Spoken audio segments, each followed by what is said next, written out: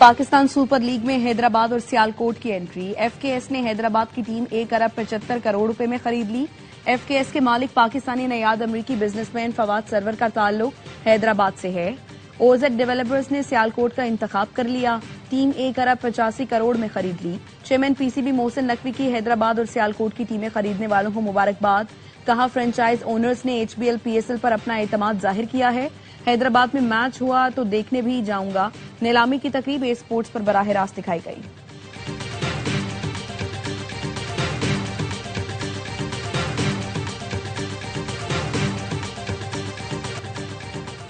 पाकिस्तान और अमेरिका मिलकर पीएसएल की शानदार कामयाबी के लिए पुरुमीद हैं। पाकिस्तानी निजाद अमरीकी शहरी फवाद सरवर को हैदराबाद टीम खरीदने पर मुबारकबाद देती हूं। चेयरमैन पीसीबी मोहसिन नकवी के साथ अमरीकी नाज़िमुल उमूर की प्रेस कॉन्फ्रेंस।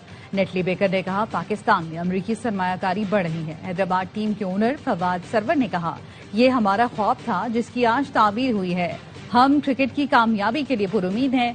सियालकोट टीम के ओनर हमजा मजीद ने कहा, क्रिकेट हमारा जुनून है, इसके लिए काम करेंगे।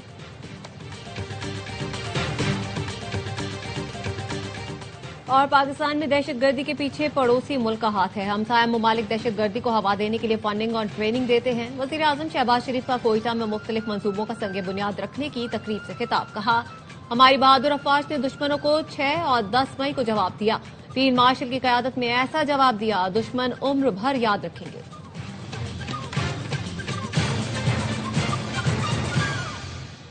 एक ब्रेक के बाद आप देख सकेंगे ऑफ द रिकॉर्ड। देखते रहिए ARY news.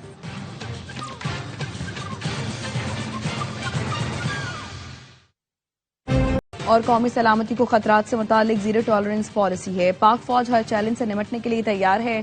Field marshal Syed Asim Munir का लाहौर गैरिजन में अफसरान से खिताब। कहा, मुसल्लह अफवाज मुल्क की सलामती के तहफ़्फ़ुज़ के लिए हम वक्त तैयार हैं। मुल्क की जोग्राफियाई सरहदों और दाखिली सलामती के लिए चौकस हैं। दहशत गर्दी के खिलाफ जंग जारी है। फितना खवारिज को हमसाया मुल्कों से मुकम्मल है। दहशत गर्दी के मुकम्मल खात्मे तक चैन से नहीं बैठेंगे। वजीर आजम शहबाज शरीफ की कोयटा में सियासी रहनुमाओं से गुफ्तगू। कहा, मार्का हक में भारत को ऐसा सबक सिखाया कि हमेशा याद रखेगा।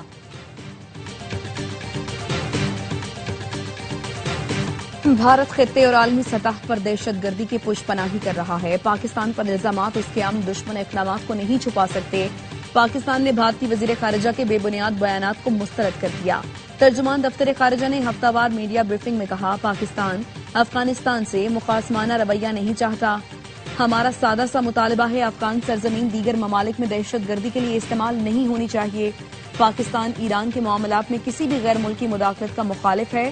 सोमाली लैंड से मुताल्लिक मौक़िफ़ बिल्कुल वाज़ेह है। ये सोमालिया को तकसीम करने की साजिश है।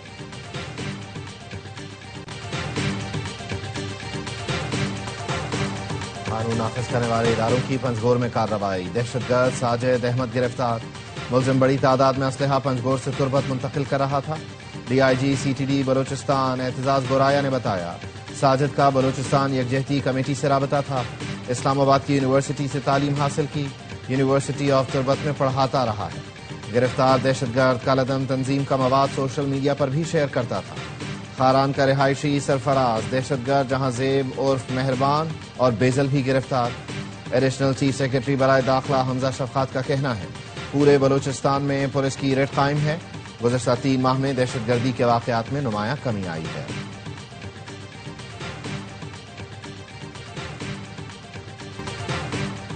मुल्क और कौम की सलामती से खिलवाड़ की इजाजत किसी को नहीं दी जाएगी। फितने की सरकोबी करना रियासत की जिम्मेदारी है। वज़ीर आला पंजाब मरियम नवाज का उलमा में एजाज़िया कार्ड तकसीम करने की तकरीब से खिताब। कहा, कुछ लोगों ने मजहब के नाम पर फितने को फरोग दिया। एहतजाज के नाम पर रियासत को यरगमाल बनाया गया। कई बार सख्त इकदाम करना पड़े। फितने की सरकोबी सिर्फ हुकूमत का काम नहीं, उलमा की मुआवनत भी जरूरी है।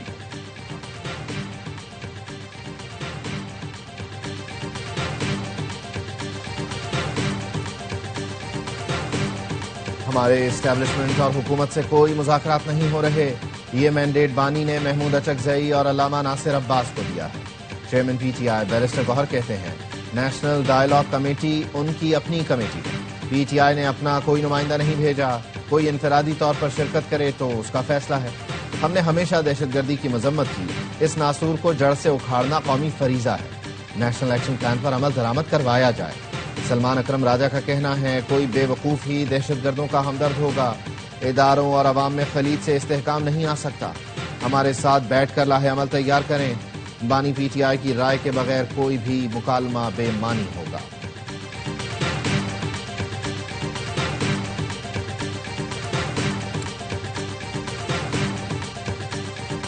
ہم ڈائلاگ کے بالکل حق میں ہیں. پرائم منسٹر آف پاکستان انہوں نے وہ تقریباً 5 سے زائد مرتبہ کھل کے ڈائلاگ کی سپورٹ کی بات کی ہے. پاکستان تحریک انصاف سے یہ مینڈیٹ حاصل کریں کہ آپ ان کی طرف سے نمائندگی کریں گے ڈائلاگ کی.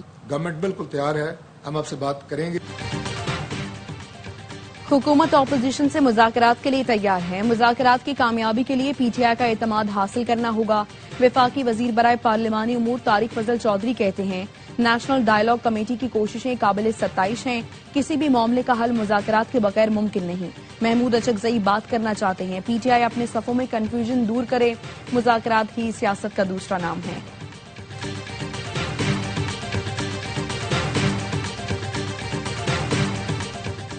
احتجاج آئینی حق ہے. بلا وجہ کے احتجاج کی کوئی گنجائش نہیں.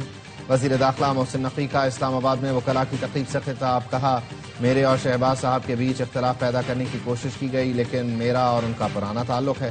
اسلام آباد پولیس کو بہتر سیکیورٹی کا کریڈٹ جاتا ہے. کامیابی کے پیچھے ٹیم ورک ہوتا ہے.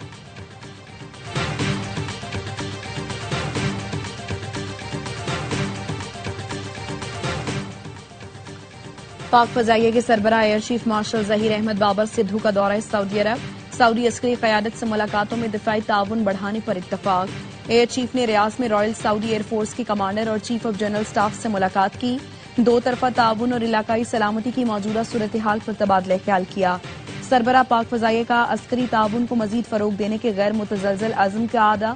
ایئر چیف نے کہا مئی 2025 کی جنگ کے دوران خلا, الیکٹرانک وارفیئر, سائبر, مخصوص ٹیکنالوجیز اور مصنوعی ذہانت کے ڈومینز کا استعمال فیصلہ کن ثابت ہوا جو پاک فضائیہ کی آپریشنل صلاحیت, موافقت اور عسکری تاثیر کی عکاسی کرتا ہے.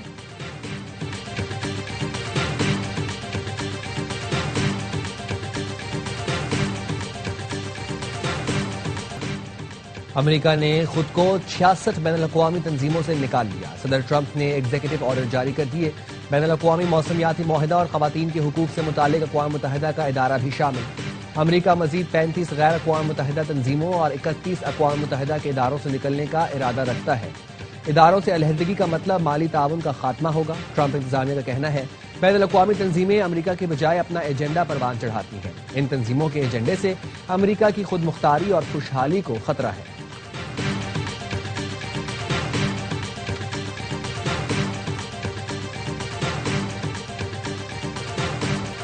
امریکہ نے 2 تیل بردار بحری جہاز قبضے میں لے لیے. امریکی یورپی کمانڈ نے روسی جھنڈا بردار بیلا 1 پر قبضے کی تصدیق کر دی. حکام کے مطابق جہاز کو امریکی پابندیوں کی خلاف ورزی پر شمالی اٹلانٹک میں ضبط کیا گیا. روس نے اس جہاز کو امریکی کارروائی سے بچانے کے لیے بحری جنگی جہاز اور آبدوز بھی روانہ کی تھی. دوسری جانب امریکی صدرن کمانڈ نے ایک اور تیل بردار جہاز MT صوفیہ کو تحویل میں لینے کا اعلان کیا. حکام کے مطابق یہ ڈارک فلیٹ ٹینکر بین الاقوامی پانیوں میں بغیر کسی مزاحمت کے قابو میں آیا. روسی وزیر خارجہ کا آئل ٹینکر پر موجود روسی شہریوں کی واپسی کا مطالبہ.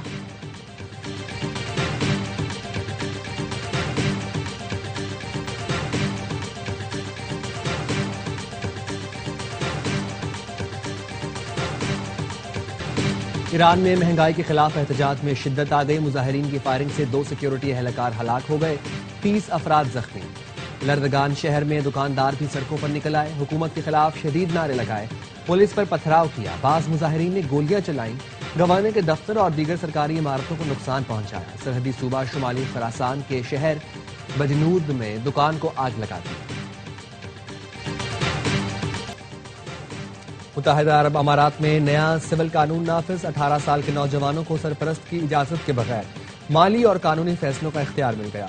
اس سے پہلے 20 سال کی عمر میں یہ اختیار حاصل تھا. 18 سال کے نوجوان اب معاہدہ کرنے, قرض لینے اور جائیداد خریدنے کے مجاز ہوں گے. 15 سال کی عمر کے نوجوان عدالتی اجازت سے اپنے اثاثے خود سنبھال سکیں گے.